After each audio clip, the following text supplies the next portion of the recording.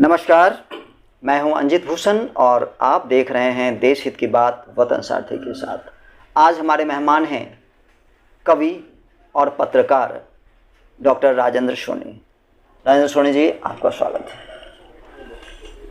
राजेंद्र सोनी जी, बहुत समय बाद आप हमारे स्टूडियो में आए हैं। सबसे पहले हम चाहेंगे कि काफ़ी लोग जानना चाहते हैं कि आप कहाँ से बिलोंग करते हैं और कैसे इस पत्रकारिता के क्षेत्र में आए, तो थोड़ा इसका संक्षिप्त परिचय दें। सर्वप्रथम मैं आपके चैनल का हार्दिक धन्यवाद अभिनंदन करता हूं और साथ ही ये ईश्वर से कामना करता हूं कि आपका चैनल दिनों दिन उत्तरोत्तर प्रगति के पथ पर अग्रसर रहे। जिस तरीके से ये आम जन की समस्याओं को उठाने में पीछे नहीं हटता, अहम भूमिका निभाता है, उसी तरह आगे भी अपने कार्य को बिल्कुल निरंतर आगाध गति से बरकरार रखें। इसी कामना के साथ एक बार फिर आपका बहुत बहुत धन्यवाद, बहुत बहुत आभार। आपने पूछा तो जानकारी के लिए बता दूं, मैं दिल्ली में 5 बरस का उम्र का आया था और आजमगढ़ के पवई क्षेत्र का मैं रहने वाला हूं। वहाँ छोटा सा गांव है राजेपुर। राजा साहब की हवेली हुआ करती थी वहाँ पर, तो हमारे पूर्वज वहीं के हैं। वहाँ से मैं दिल्ली आया सन 60 में। आकर के उसके बाद यहाँ हमारे पिताजी आए थे। यहाँ आने के बाद उन्होंने अपने मकान लिया उस्मानपुर के अंदर और वहीं हमने अपना जो है पढ़ाई लिखाई सारा कुछ किया और आज आपके सामने हूँ। अब इस समय सोनिया विहार के 5वां पुस्ता में वहाँ निवास करता हूँ। छोटा सा कुटिया है, वहीं घर में मंदिर है और मंदिर में घर है। वहीं मेरी 4 पीढ़ियाँ हमारे घर में मौजूद हैं। बहुत अच्छी बात है। तो अब जानना ये चाहूँगा कि आप इस पत्रकारिता में कैसे आए? जी, अगर एक शब्द में कहूँ तो ईश्वर ने सबको कहीं ना कहीं एक विशेष उपलब्धि सौंपी है। उसी विशेष उपलब्धि के अंतर्गत मुझे भी माँ सरस्वती की कृपा रही कि लेखनी सौंपी। लिखना मैं पहले से जानता था, तो और मैं आयुर्वेदिक प्रैक्टिशनर रहा। राजकीय गुरुकुल आयुर्वेद महाविद्यालय ज्वालापुर हरिद्वार से मैंने 5.5 वर्ष का कोर्स किया और लगभग 27 साल मैंने डॉक्टरी किया, आयुर्वेदिक प्रैक्टिस किया, जिसको लोग जो है बहुत सारे लोग मुझे डॉक्टर के नाम से, हाँ, छप्पर वाला डॉक्टर के नाम से जानते थे, क्योंकि उस समय 2 रुपए की दवाई दी जाती थी। अच्छा। और 50 पैसे में पट्टी होती थी। ये सन 80 की बात है। अच्छा, 80 की बात कर रहे हैं। हाँ। यानी 40-42 साल पहले की बात। हाँ, तो वहाँ जो है मैं प्रैक्टिस किया करता था। छप्पर में आकर के मैंने क्लिनिक खोला, खुले आसमान के नीचे छप्पर में, जहाँ लोग अच्छे शोरूम के अंदर डॉक्टर क्लिनिक खोलते हैं, वहाँ मैं छप्पर के अंदर बैठा था। और इस इलाके में जब सन 80 में मैं करावल नगर में आया तो करावल नगर का ही होके रह गया। रही बात पत्रकारिता की, लिखना मेरी शगल में शामिल था। मैंने कविताएं लिखी, गाने लिखे, भजन लिखे और साथ साथ नाटिकाएं भी लिखी। बहुत अच्छी। और रुझान हुआ तो खबर लिखने लगा। लगभग मेरा ख्याल है सन 93 में सबकी खबर नाम से अखबार था। जी हाँ, अखबार था। ये शायद सन 93 की बात है, मुझे सन नहीं याद है। अप्रोक्सीमेटली 93-94। हाँ, लगभग सन 93 की बात है। तो उनके जो है संपादक महोदय हमारे यहाँ क्लिनिक पे आकर बैठा करते थे। तो कहते थे, सोनी जी आप कुछ लिखा करो भाई डॉक्टर साहब। तो उनके लिए मैं खबर लिख देता था। वहीं से समझ लीजिए मेरी जो है पत्रकारिता की यात्रा शुरू हो गई। समय बदला, क्योंकि परिवर्तन संसार का नियम है। समय बदला, मेरे साथ भी कुछ ऐसी विडंबना हुई कि वो क्लिनिक छोड़ना पड़ गया। विडंबना से विशेष ऐसा कुछ नहीं था कि जिससे हमें भागना पड़े। जी जी, अच्छा। भागे नहीं, छोड़ना। आज भी उस क्षेत्र में है।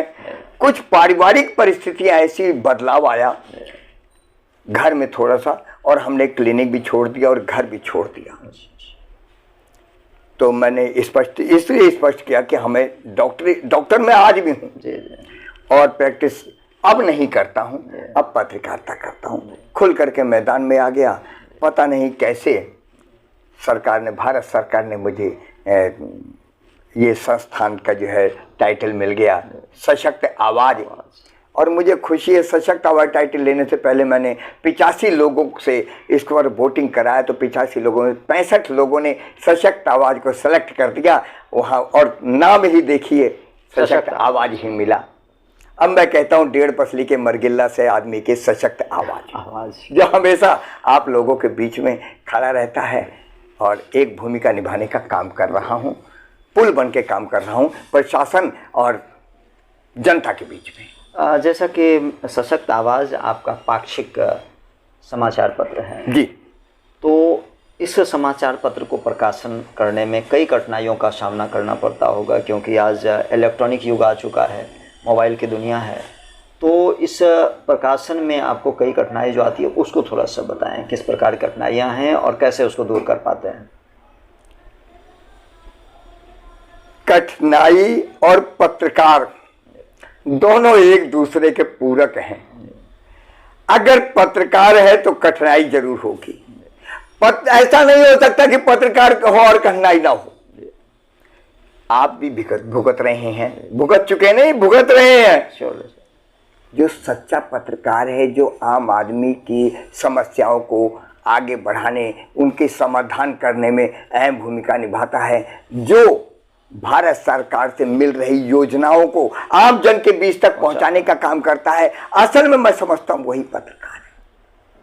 और कड़वी बात कहूं तो आज पत्रकारिता रही नहीं। आज पत्रकार वो कहता है जो संपादक चाहता है जी। आज पत्रकारों को मुंह बंद कर दिए जाते हैं। आज पत्रकारों के मुंह बंद करने के साथ साथ उनके ऊपर बेड़ियों, उनके पैरों में बेड़ियां डाल दी जाती हैं।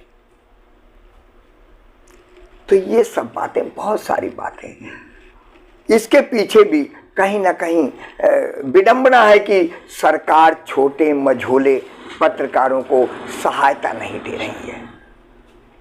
अगर सरकार सहायता देने लग जाए तो निश्चित रूप से थोड़ा सा हमारे जो पत्रकार साथी हैं वो मुखर होकर के समाज की सेवा में काम कर रहे हैं। ऐसा नहीं है पत्रकारिता केवल पत्रकारिता ही है, खबर सरकार तक पहुंचाना है। पत्रकारिता एक मुहिम है ईमानदारी की। पत्रकारिता एक मुहिम है आम जन के समाधान कराने की। पत्रकारिता एक मुहिम है आम जन की समस्याओं को सरकार तक पहुंचाने की। जी। और पत्रकारिता की मुहिम छेड़ना आज के युग में कम से कम बड़ा मुश्किल हो बहुत गया है। मुश्किल वही। अजय जी, मैं यही कहना चाहूँगा, क्योंकि बहुत सारे पत्रकार आज पत्रकारिता नहीं करते हैं। सुन रहे होंगे पत्रकार बंधु, अपने अपने गिरिबान में सबको झांक के देखना चाहिए कि क्या वो वास्तव में पत्रकार कर रहे हैं, पत्रकार हैं, क्या वो वास्तव में पत्रकारिता कर रहे हैं। अपने गिरिबान में एक बार झांक के देखें, अपने आप से पूछें क्या सत्य क्या है। जवाब उनको स्वतः मिल जाएगा कि वो क्या कर रहे हैं। और ये पता है क्यों हो रहा है? सरकार, हमारी केंद्र सरकार, हमारी दिल्ली सरकार, ये इन जो छोटे मझोले पत्रकार हैं इनकी समस्याओं पर ध्यान नहीं कर रही। अगर वो सरकार ध्यान देने लग जाए तो मैं समझता हूँ छोटे मझोले पत्रकारों का कुछ ना कुछ भला जरूर होगा। सरकार के हाथ में है, ये मैं सपोर्ट कर सकता है, खुले हम कह सकता हूँ। आप मुझे आज एक पत्रकार के रूप में आप मुझे यहाँ बुलाया, तो और पत्रकार के रूप में आपने मेरे से पूछा, तो ये मेरे अंदर की थोड़ी सी दर्द महसूस हुआ है। वो दर्द मैंने आपको आज, सरकार भी चाहे सुन रही होगी तो कोई दिक्कत नहीं है, मैंने आपसे कहा था इसको काटे ना और चलाएं। वो इसीलिए कहा कि हम जो कह रहे हैं आज सब अपने मन की बात कहते हैं, कम से कम आज आप पत्रकार के मन की बात तो सुने। ये जरूरी है कि कभी कभी पत्रकार अपने मन की बात जब कहने बैठता है उसकी भी सुननी चाहिए, क्योंकि पत्रकार कभी मन की बात कह ही नहीं पाता, दूसरों की मन की बात सुनाते सुनाते रह जाता है। हाँ, और एक दिन दुनिया से चला जाता है, उसकी बात उसके मन में रह जाती है। और हम चाहते हैं कभी सरकार को भी पत्रकारों के मन की बात जाननी चाहिए कि वो क्या चाहते हैं। कभी वो तो चाहें क्या उनके लिए पेंशन बन सकती है, वो चाहें क्या उनके लिए आरोग्य योजना, कौन सी योजना चल रही है आजकल, आयुष्मान योजना, आयुष्मान योजना, क्या उसके अधिकारी नहीं है पत्रकार? क्या वो इंसान नहीं है? क्या उनके परिवार नहीं है?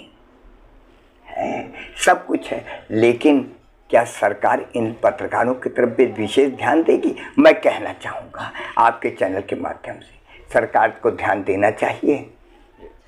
सवाल मेरा ये था कि इलेक्ट्रॉनिक युग आने के बाद, जो मोबाइल युग आया, इंटरनेट युग आया, तो इस लिखित पत्रकारिता जो समाचार पत्र का प्रकाशन है उस पर क्या प्रभाव पड़ा है? जो लेखन वाली पत्रकारिता थी, अखबार थे, अखबार तो आज की तारीख में हाशिए पे चल गए हैं। जो आधुनिक युग के जो है सोशल मीडिया चैनल बहुत सारे आ गए हैं, तो उनकी बाढ़ आ गई है। इनकी वजह से यहाँ इनका जो है ऐसा नहीं है, उनका वजूद खत्म नहीं हुआ है, लेकिन अस्तित्व तो खतरे में है, ये तो कहा जा सकता है।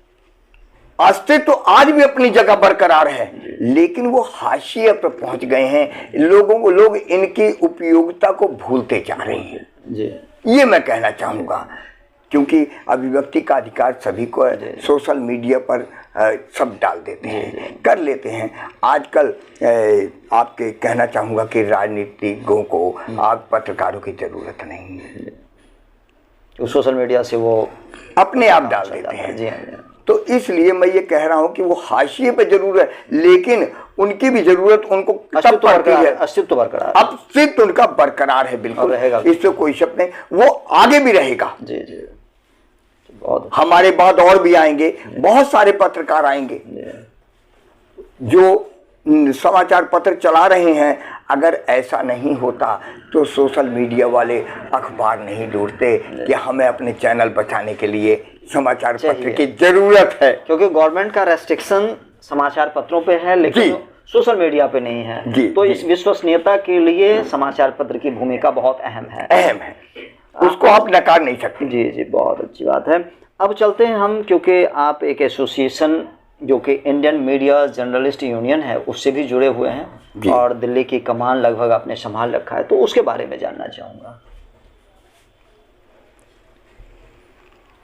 Indian media journalist union Rajasthan, Bangalore, कई जगह इन्होंने पत्रकारों के हित में संघर्ष करके 10,000 कम से कम पेंशन बंधवा दिया है।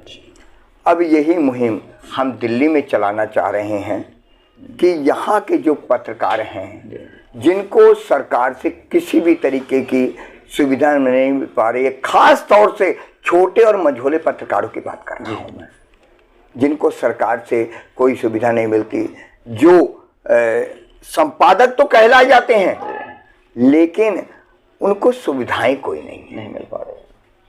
तो मैं चाहता हूं सरकार को इस तरफ ध्यान देना चाहिए, और हम चाहते हैं कि हम ऐसे लोगों को एकजुट करें जो पत्रकारिता, वास्तव में पत्रकारिता कर रहे हैं, जो समाज के हित में काम कर रहे हैं।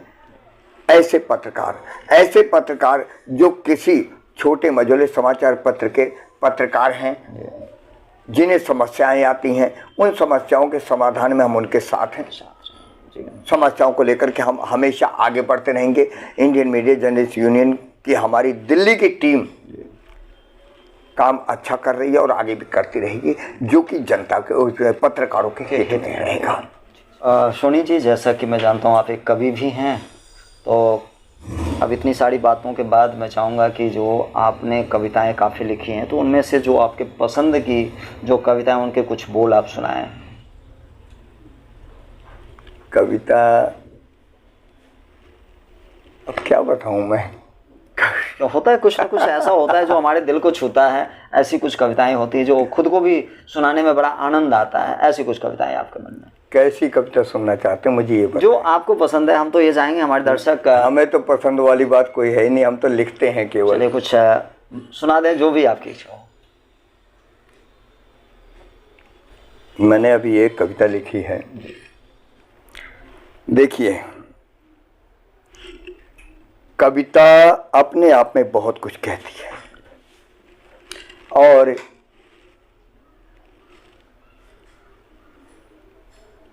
हम कविता के माध्यम से ही समाज को, देश को और सरकार को जगाना चाहते हैं।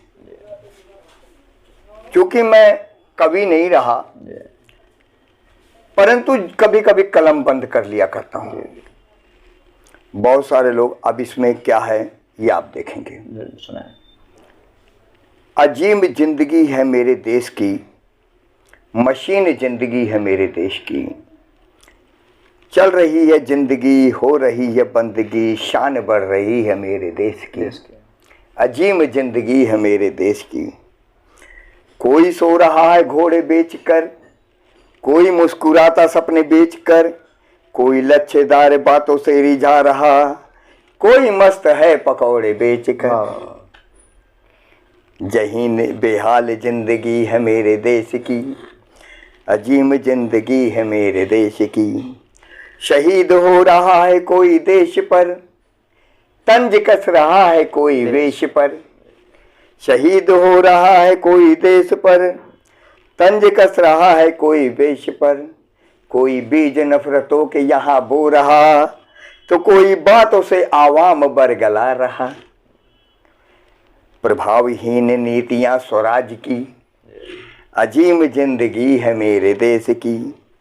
कोई रोटी की तलाश में भटक रहा, बिन दवा मरीज मर गया यहाँ। कोई रोटी की तलाश में भटक रहा, बिन दवा मरीज मर गया यहाँ। कहीं जेब भर रही रसूखदारों की, जो देखो बाछें खिल रही हैं पहरेदारों की।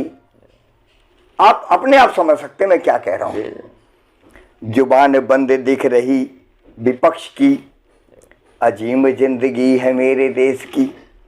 बेदाग कौन है हमें बताइए, जरा सोते हुए देश को जगाइए। बेदाग कौन है हमें बताइए, जरा सोते हुए देश को जगाइए।